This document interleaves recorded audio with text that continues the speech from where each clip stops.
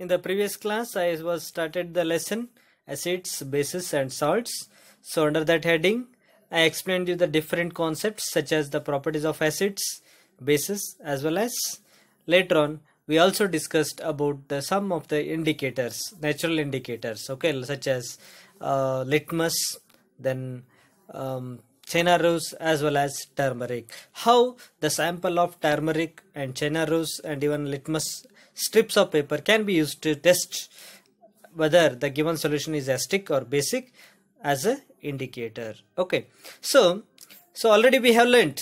So if the solution is acidic, the red litmus paper turns into red only, means blue litmus paper turns into red, whereas if the solution is base, the red litmus turns into blue. So this we have discussed in the previous class. Okay, so now let's see today in today's class what happens when an acid mixes with a base. Okay, so when acid mixes with a base, what happens? Let us understand. To make you understand, so here they have given one demonstration activity. Okay, actually this activity needs to be done in the science laboratory. So now as we are online, so just I'm go on explaining the experiment. So when you come back in the regular classes, so that we will perform it and I'll make you understand this concept better. Okay, so what we need to do in this experiment? Okay, so in this experiment what we are going to do is we are going to take one more new indicator, which is not the natural indicator, it's a synthetic or a man-made indicator that we call it as phenolphthalein. Okay, so by using phenolphthalein indicator we are going to find a new concept, that is what? Neutralization. So what is neutralization? I'll explain later. Okay, first let's go for the activity.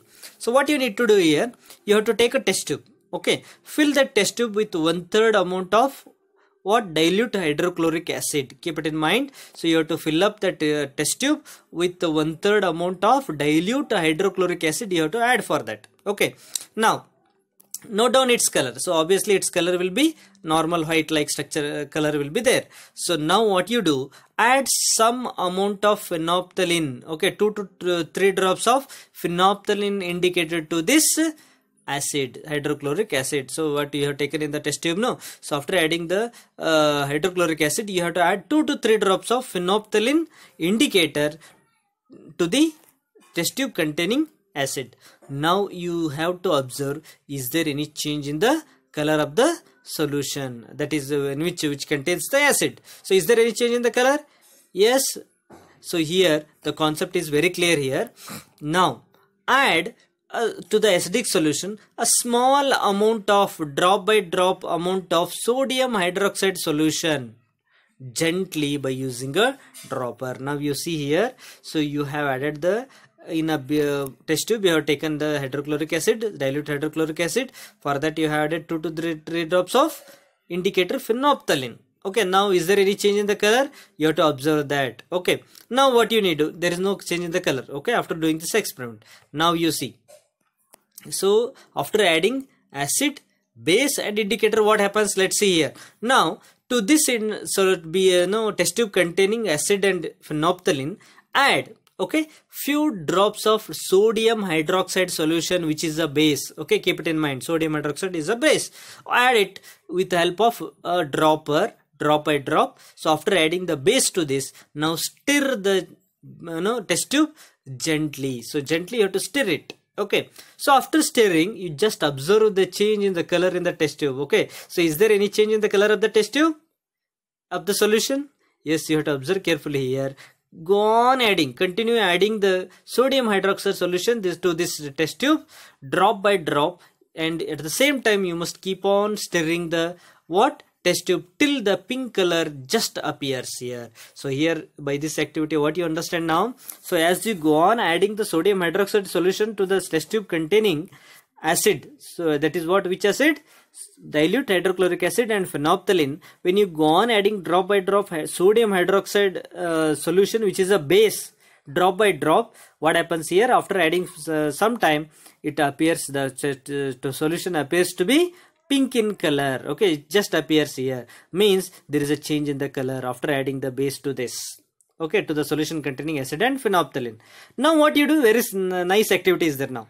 Now the solution is totally pink in color. Now you observe here. Now add one drop of dilute hydrochloric acid to this solution. What happens to the color?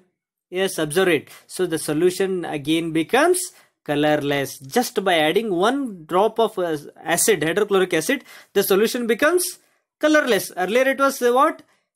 Pink. Okay, after adding the color, it is color. After adding the acid, one drop of acid, it is color disappears and becomes colorless. Now what you do again? Now you add just one drop of sodium hydroxide solution, which is a base.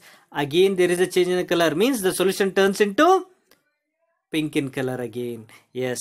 Now, so by this activity, that is very clear that it is evident and it's very clear that we can come to a conclusion that if the solution is basic, suppose the solution which you have taken is basic, then phenolphthalein gives a pink color. Okay, when we have added the base sodium hydroxide solution, okay, to the given solution acid and phenolphthalein, phenolphthalein turns into pink color. Okay, phenolphthalein gives a pink color. Okay, on the other hand, what it is, when the solution is acidic, if the given solution is acidic, then it remains colorless. We have observed here, when I added the hydrochloric acid, no, the solution becomes colorless. When we added the sodium hydroxide, the solution turns into what? Pink in color. Here in figure 5.4, you can observe there the process of neutralization there. So after adding the base, it turns into pink in color. Let's go for the next concept here. Okay, so now what exactly has taken place in this reaction?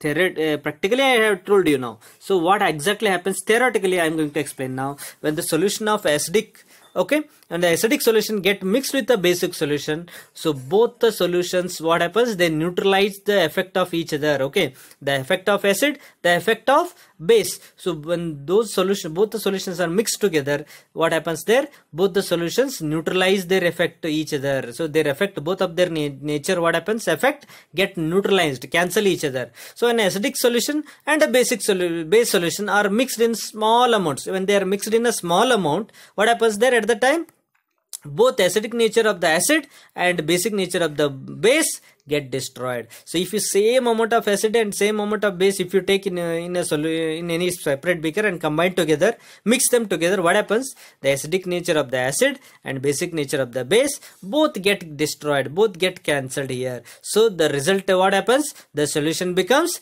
neither acidic nor basic. So because both their effect is get cancelled each other, so both of their energy or capacity resulting solution get cancelled each other, the solution become neutral over there. So the solution is totally neutral. So at that time, what happens? The resulting solution is neither acidic also nor basic also. Okay, so now, so after this reaction is done, okay, touch the test tube and check that. So there is a test tube become very hot. It is because of what? So here, so during the neutralization reaction or neutralization process, the heat is always evolved or liberated or produced. Okay, during this reaction, heat is produced. That's why the test tube, after adding acid and base, this test tube becomes very hot. So it increases the temperature of the test tube because both are neutralized each other. So neutralization takes place means, so after they get cancelled each other, so the heat is produced over there. So now let us look at it here. In neutralization reaction, a new substance is going to be formed. This is very, very important, dear children. You have to give attention over here.